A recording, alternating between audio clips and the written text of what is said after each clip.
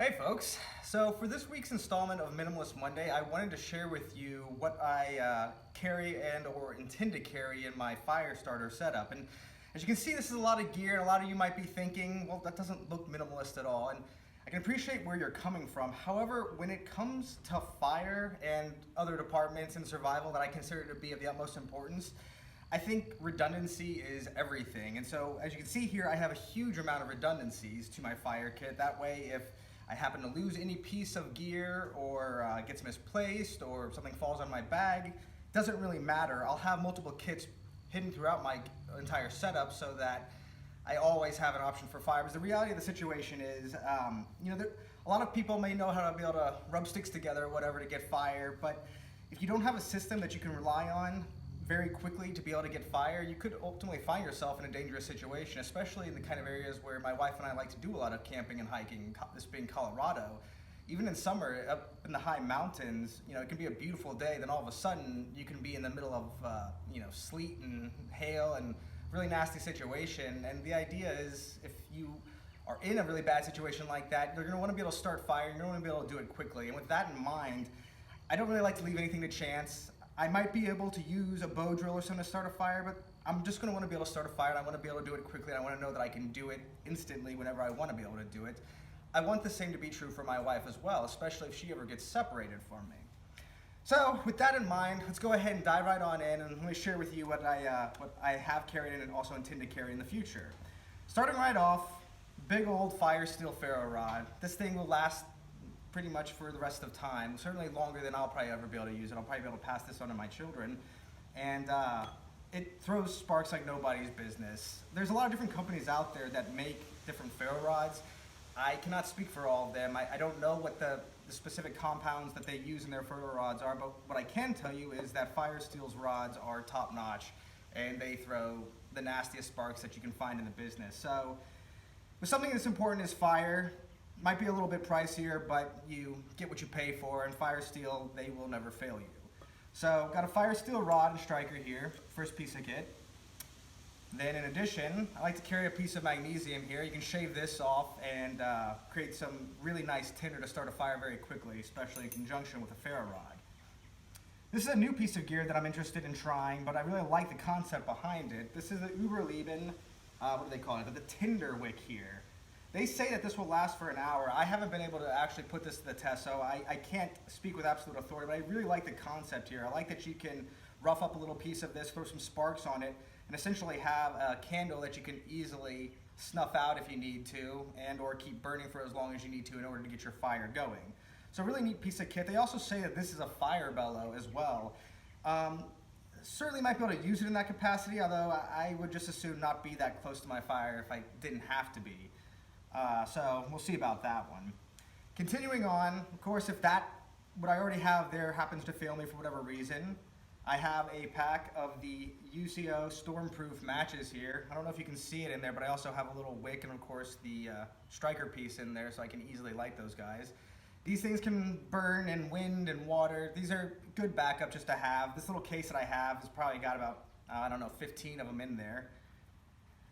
Carrying on from there, tried and true, universal favorite, Bic lighter. Nothing I can say about a Bic. Everybody knows what it is, knows what it can do. Great thing to have in the backpack. Even if you run out of lighter fluid, you still have a good effective sparker with these. Some extra tinder that I like to carry here is Battisby's fire fuses. This is great rope that's already been infused with some wax, and this stuff just, once you rough it up a little bit, takes a spark really easily, burns a nice good amount of time. So just good option for additional tinder if you need to get it started quickly. And then I mentioned that the Überleben came with a bellow. However, I wasn't quite sure if I felt comfortable with that length. So in addition to that, I actually do like to carry a retractable pocket bellow. These are great tools. They don't take up much space, very light, and one of the interesting things, if you've never used one of them before, the inclination might be to actually blow on the small end, but of course, what you'll find is the amount of air that actually comes out of the other end isn't really all that powerful. And you're thinking, well, how is that really a bellow? The reality is these actually work much better if you blow in the large end down to the small end.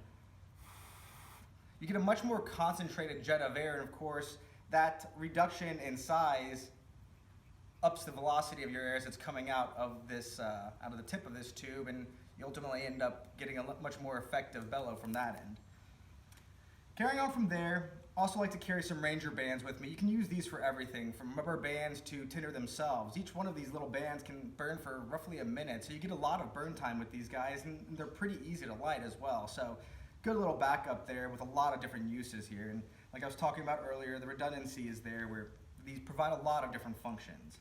So that would be my primary pack. I'd probably carry this in my backpack. However, somewhere in my kit and or my wife's kit, if I don't have her carrying this exact same setup, I would certainly have her carrying a pretty solid little backup set similar to this. And with that in mind, my secondary kit that I would probably have included somewhere in my backpacking setup would be another small pouch that would include a ferro rod with included striker here. This is an Exotac ferro rod and striker setup here. Then, of course, I got the UCO stormproof matches in this little kit as well, and the Baddest Bees fire fuses, great tinder, and of course another little pocket bellow. So this set basically can do everything that this one can, just in a much smaller package, but at least if something ever happens to your primary kit, you're not left out in the cold, so to speak. Continuing on from there, this is kind of my tertiary level of fire starting, would fall to these last two little items. Of course, I have my wallet with me just because I have my wallet with me all the time, and in there I like to keep an adventure survival equipment fire lens. If you were ever a kid at any point, I'm sure at some point you probably took a magnifying glass outside and tried starting a fire, lighting leaves, or if you were a bad kid, maybe like burning ants or something like that. That's exactly what this thing is for. Well, not for the burning ants part, but for burning in general. And these are really effective. I have actually started fires with if you have really good, clear, line of sight to the sun and bright intense light, these things are really effective. And good dry tinder, of course. Definitely something important to carry, easy to carry, and very useful tool. And last but not least, if I have my car keys with me, which undoubtedly I do, then I will undoubtedly have the Bone Daddy Parasquid flamethrower and bottle opener, just because it's attached to my keys anyways. So I don't know if on my minimalist backpacking trip if I'll have any beers, but that's at least an option to me there. And then of course in the back of this setup is a fire steel ferro rod right there, which can be used in conjunction with the skull to throw sparks, either from inside the mouth. We're also still trying to develop this design a little bit so that we can throw sparks from the back edge either side here. So hopefully we can get that focused in and figured out here soon. But that basically does it for my fire setup. Love to know what you guys think. Please let me know if you guys do something different here. I'm always open to hearing other suggestions about other bits of gear that I might consider that I haven't already included in my kit. Thanks for watching, and look forward to showing you guys next week's installment where I'm going to be going over the shovels that I may or may not be carrying in my pack. A lot of information I like to share with those guys though. Take care, folks.